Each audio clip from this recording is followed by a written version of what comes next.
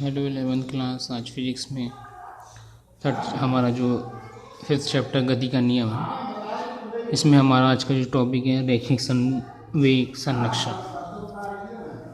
पिछली क्लास में हमने गति का तृतीय नियम बताया था, उससे कुछ एग्जाम्पल बताया था कि दैनिक जीवन में कहाँ इसका उपयोग होता है, उसके बारे में हमने इसको बता दिया था। आज हम इसमें अगला जो हमारा टॉपिक है रैखिक संवेग संरक्षण का नियम।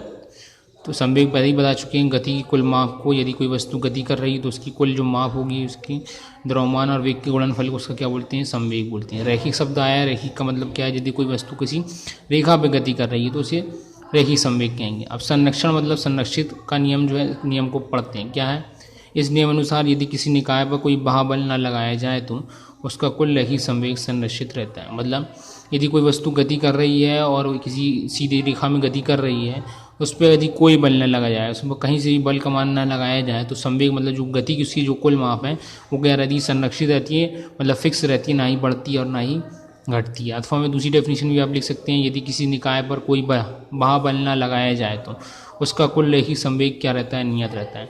दूसरी डेफिनेशन यहाँ आ गई, यदि कोई बाह्य बल न लगाया जाए तो वो वस्तु का जो कुल रैखिक संवेग है जो वो भी क्या होगा, वो क्या है, नियत रहेगा। यहाँ क्या है, संरक्षित रहेगा बोला गया, यहाँ क्या है, नियत। नियत मतलब फिक्स रहेगा, जो भी उसका मान होगा वही उसका मान होगा, ना ही बढ़ेगा और ना ही घटेगा। ये छोटी सी डेफिनेशन थी, ठीक है। इसमें जो है तो अब चाहे तो इस वाली डेरिवेशन को आप कर सकते हैं, जो उत्पत्ति में की अभी सही बात जो हमने डेरिवेशन में यहाँ डेफिनेशन में क्या है, ये सत्य है कि नहीं सत्य है, इसके लिए हमने क्या है उत्पत्ति लिए कि एक कण निकाय। यदि कोई निकाय है, जो कोई वस्तु है जिसको क्या है, इसके पास कितने कण, मात्र एक कण है, तो न्यूटन गति के द्वितीय नियम से तो द्वितीय नियम क्या होता है, लगाया गया बल, कण पर लगाया गया बल कण के संवेग में परिवर्तन की दर बराबर होता है। तो यहाँ हमने लिखा है F बराबर संवेग में परिवर्तन की दर को हम किससे प्रदर्शित करेंगे, del P upon del T से। ठीक है, क्या बोल रहा है कि यदि कोई बल बाह्य न लगाया जाए, ऊपर डेफिनेशन में क्या बोला है, यदि कोई बाह्य न लगाया जाए, तो यहाँ पर F का मान कितना हो जाएगा, 0। 0 रख देंगे यहाँ पर, यहाँ 0 रख दिया हम, del P upon del T बराबर कितना है, 0। ये इंटू करेंगे तो यहाँ डेल P की वैल्यू कितनी आएगी, 0। डेल P 0 मतलब डेल P के मान में कोई परिवर्तन नहीं हो रहा है, या इसको हम बोल सकते हैं ये क्या है, नेतांक। नेतांक मतलब एक फिक्स वैल्यू है। ठीक, तो जो डेफिनेशन हमने ऊपर लिखी थी, यदि बल ना लगाया जाए, ठीक है, तो यहाँ वही हमने देखा, यदि बल ना लगाया जाए तो उसका संवेग क्या होता है, एक नियतांक होता है या संरक्षित रहता है। ठीक है, तो ये है छोटा सा फॉर्मूला है, इसको डेफिनेशन लिख के आप इसको एक कण की उत्पत्ति के लिए इसको कर सकते हैं। ठीक है, अब इसके आगे डेरिवेशन है, डेरिवेशन को हम देखते हैं। ठीक है, डेरिवेशन क्या है, न्यूटन के गति के तृतीय नियम से रैखिक संवेग संरक्षण की उत्पत्ति करना। न्यूटन का तृतीय नियम आपने पढ़ा है, क्रिया की विपरीत बराबर प्रतिक्रिया होती है। ठीक है, जब भी किसी वस्तु में बल लगाया जाता है या किसी को कुछ भी फोर्स लगाया जाता है तो उसके बराबर में उतना ही बल सामने वाली वस्तु भी हमारे पर लगाती है। तृतीय नियम ये तब पढ़े हैं आपने। इससे हमें क्या करना है, रैखिक संवेग संरक्षण की उत्पत्ति करना है, जो कि अभी हमने पढ़ा है रैखिक संवेग संरक्षण क्या होता है। ठीक है, तो रैखिक संवेग संरक्षण क्या, यदि कोई निकाय पर कोई बाह्य बल न लगाया जाए तो उसका कुल संवेग क्या होता है, नियत रहता है। ठीक है, तो यहाँ हम दो वस्तु को लेंगे। ठीक है, तो यहाँ सबसे पहले डेरिवेशन के लिए हमने लिखा कि माना m1 और m2 द्रव्यमान की दो वस्तु A और B हैं। ठीक है, और उनका वेग कितना है, u1 और u2। ठीक है, दो वस्तु हमने ली है A और B, इनका वेग कितना है, u1 और u2 है। ठीक है, संगत, संगत मतलब टक्कर। ठीक है, हम क्या करा, कोई बाह्य बल नहीं लगा, हमने दोनों को एक, ये दो पत्थर है या दो कुछ भी ले सकते हैं, दो वस्तुएं जो कि क्या है, रैखिक संवेग मतलब गति करते हुए आगे की तरफ जा रही। संगठित से पूर्व मतलब ये जब टक्कर नहीं हुई, लेकिन एक समय के पश्चात क्या होगा, वस्तु के जो वेग है कुछ 19-20 होने के कारण एक स्थिति में दोनों वस्तु कहीं ना कहीं किसी पॉइंट में मिल जाएंगी। जब मिलेंगे तो उनके बीच क्या होगा, टक्कर हो जाएगी। जब टक्कर हो जाएगी तो उनका वेग में परिवर्तन हो जाएगा। हो सकता है इसको वाले का वेग ज़्यादा हो जाए, इसका कम हो जाए, या फिर इसका ज़्यादा हो जाए, इसका कम हो जाए। तो संघट के बाद उनका वेग में परिवर्तन हो जाएगा। तो कितना हो गया, ये v1 और ये v2 हो गया।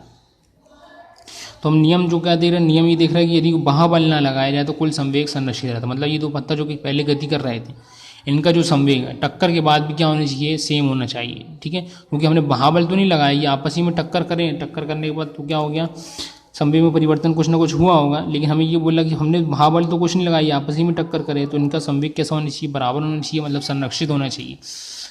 तो हम सबसे पहले क्या लिखेंगे, संगत की जब टक्कर नहीं हुई थी तब दोनों का कुल संवेग। संवेग के लिए फार्मूला पहले ही पता आपको, P बराबर क्या होता है, mv। तो यहाँ वेग कितना है, u1 है, और द्रव्यमान पहले कितना है, m1 है, तो m1 इंटू u1 दूसरे वाले की बात करेंगे तो दूसरे वाले का वेग कितना है u2 है, द्रव्यमान कितना है m2, तो इसका संवेग कितना हो गया m2u2, इसका m1u1। दोनों को जोड़ देंगे तो ये क्या होगा, संघट के पहले कुल संवेग, दोनों वस्तुओं का कुल संवेग ये था। माना दोनों वस्तुएं डेल्टी समय के लिए टकराती है, ठीक है, मतलब जो टक्कर का समय बहुत अल्प है, डेल्टी मान लिया टकराती है, तो स्पष्ट है कि टकराने के पश्चात क्या होगा, ए का वेग v1 और बी का वेग v2 हो जाता है, ठीक है। तब होने के बाद उसका संवेग निकालेंगे तो फिर फार्मूला वही आएगा, m1 अब वेग कितना हो गया पहले वाले का v1 और दूसरे वाले का द्रव्यमान अभी भी m2 है और वेग कितना आएगा v2, संघट के बाद कुल संवेग, ठीक है। और जब संघट होता है मतलब एक वस्तु दूसरे वस्तु को बल लगाती है, वो बल बाहर नहीं लगाया जा रहा, वापस ही में टक्कर कर रही है, तो लगाया गया जो बल है हम लेंगे क्या आएंगे, संघट के दौरान ए वस्तु पर बी, वस्तु ए पर वस्तु बी पर लगाया गया बल कितना है F21, ठीक है, मतलब एक के द्वारा दो पे, ठीक है, मतलब वस्तु ए पर वस्तु बी पर बल लगाती है, ठीक है। संघट के दौरान ए जो है किस पे लगाती है, बी पर बल लगाती है। ए को अगर फर्स्ट मान लिए और बी को सेकंड मान लिए, तो यहाँ बता चुके हमने, इसको पढ़ने का तरीका क्या है, पहले के द्वारा दूसरे पे लगाया गया बल, ठीक है। इसी तरह हम बात करें वस्तु बी वस्तु ए पर बल लगाती है, ठीक है, तो दोनों बल लगाएंगे, जब टक्कर होंगी तो सामने वाला दूसरे को टक्कर मारेगी, वो आपको टक्कर मारेगा, तो बी के द्वारा ए पर लगाया गया बल, ठीक है। तो यहाँ देखिए वही है, दूसरे के द्वारा पहले पर, मतलब बी के द्वारा ए पे लगाया गया बल को हम क्या लिखिए F12 बल लगाती, तो न्यूटन के तृतीय नियम से, तृतीय नियम क्या होता है कि दोनों बल कैसे होंगे, टक्कर हुई तो पहली वस्तु और दूसरी वस्तु दोनों के बीच जो लगने वाला जो बल कैसा होगा, बराबर होगा, लेकिन क्या होगा, विपरीत दिशा का, एक इस साइड आएगी तो दूसरी वस्तु विपरीत दिशा में जाएगी, तो लगने वाला जो बल बराबर होगा लेकिन क्या होगा, विपरीत दिशा में, तो विपरीत दिशा के लिए हमने यहाँ क्या लिया है, माइनस लिया है। दोनों पक्षों में हमने क्या किया, डेल्टी का गुणा कर दिया, डेल्टी का हमने क्या कर दिया, गुणा कर दिया, तो F21 इंटू डेल्टी और माइनस F12 इंटू डेल्टी, तो ये क्या हो गया F इंटू टी, पीछे पढ़े हमने क्या होता है, ये आवेग होता है, ये क्या होता है आवेग, तो ये दोनों क्या हो गया, आवेग हुआ है, तो अब बल F21 का आवेग है बराबर वस्तु B में संवेग में परिवर्तन की दर, जैसा हमने पीछे पढ़ा है कि आवेग जो है संवेग में परिवर्तन की दर के बराबर होता है, ठीक है। मतलब ये अगर देखें बल ये का एक के द्वारा दो पर, मतलब बी पर बल की बात करें तो बी का आवेग वस्तु बी के संवेग में परिवर्तन के बराबर होगा।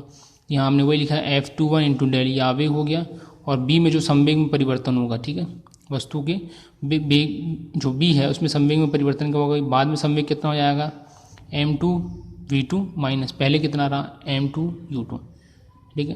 डेफिनेशन क्लियर है, ये पीछे पढ़ चुके हैं आप, नहीं याद हो तो आवेग वाला वीडियो देखेंगे, उसमें क्या है कि जो वस्तु का आवेग होता है वस्तु में परिवर्तन के संवेग में परिवर्तन के बराबर, तो वस्तु का आवेग ये है F इंटू डेल्टी, और वस्तु बी में संवेग में परिवर्तन क्या आएगा, पहले उसका संवेग कितना रहा बाद में इतना हो गया, तो जो अंतिम माइनस प्रारंभिक करते हैं तो उसमें क्या आएगा कि कितना फ़र्क आया, कितना परिवर्तन हुआ है, इस टाइप से इसको लिखेंगे। इसी तरह दूसरे वाले की बात करें F12 का आवेग, ठीक है, मतलब दूसरी वस्तु के द्वारा पहला मतलब ए पे, पहला मतलब पहली वस्तु क्या है ए का आवेग क्या होगा, ए में संवेग में परिवर्तन के बराबर होगा, ठीक है। तो यहाँ हमने क्या लिखा है F12 का आवेग कितना F12 इंटू डेल्टी इक्वल ए में पर संवेग में परिवर्तन, तो अंतिम माइनस प्रारंभिक, अंतिम वेग v1 है, प्रारंभिक वेग कितना रहा u1 रहा, तो संवेग m1v1 माइनस m1u1 ये भी आ गया, ठीक, ये आ गया संवेग में परिवर्तन। अगर हम अब समीकरण 1, 2 और 3, ये हमने समीकरण नाम दे दिया 1, 2 और 3 को देखते हैं, तो हमें देखते हैं कि ये दोनों वैल्यू अगर इस वाले में देखते हैं समीकरण 1 में, इसी में मान रख देंगे, ये इसका मान कितना है F21 का मान ये है और F12 का मान यहाँ से देखेंगे तो ये है। समीकरण 1 में 2 और 3 का मान उठा के रख देंगे, तो यहाँ पर F21 की जगह हम क्या रख दिए, ये वैल्यू रख दी, ठीक है। F21 की जगह हम ये रखा, तो कितना आ गया M2v2 माइनस M2u2, इसी तरह माइनस ये ऊपर माइनस लगा है F12 का मान ये है, तो ये हमने यहाँ पर रख दिया माइनस में, ठीक है। इंटू माइनस करेंगे तो ये माइनस में आएगा, ये प्लस में आएगा, ठीक है। और इसी टाइप से हम क्या करेंगे, जो माइनस वाली वैल्यू उसको एक तरफ कर देंगे तो वो प्लस में आएगी, और इस साइड जो रहेगी तो उसको इस साइड कर देंगे तो वो प्लस में, सारी वैल्यू पॉजिटिव लेना है आप लोगों को, ठीक है। तो यहाँ M2u2, ठीक है, पॉजिटिव है, यहाँ से ये माइनस में M1v1 तो इसको यहाँ ले आएंगे, ठीक है। तो ये v1 वाला एक तरफ हो गया प्लस में। इसी तरह यहाँ बात करेंगे तो यहाँ अंदर माइनस गुणा करेंगे तो कितना आएगा M1u1, ये प्लस में आएगा, ये माइनस वाली को इस साइड ले आएंगे, तो हमने यहाँ इसको एस पहले लिख दिया, तो M1u1 और M2u2, तो ये क्या है वस्तु का, जो दोनों वस्तुओं का कुल संवेग था, और ये क्या है संघट के बाद दोनों वस्तुओं का कुल संवेग है।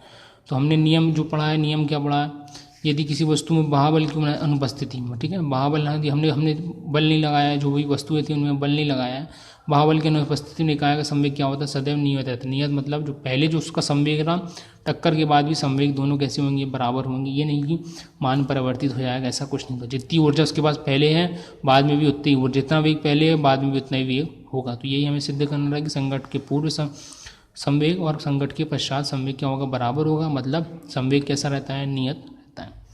तो ये छोटा सा डेरिवेशन था, ठीक है। तो संघट्ट पढ़ो उसको पहले, और रैखिक संरक्षण का नियम क्या होता है उसको पढ़ने के बाद ही डेरिवेशन हम अच्छे से कर सकते हैं, ठीक है। ओके।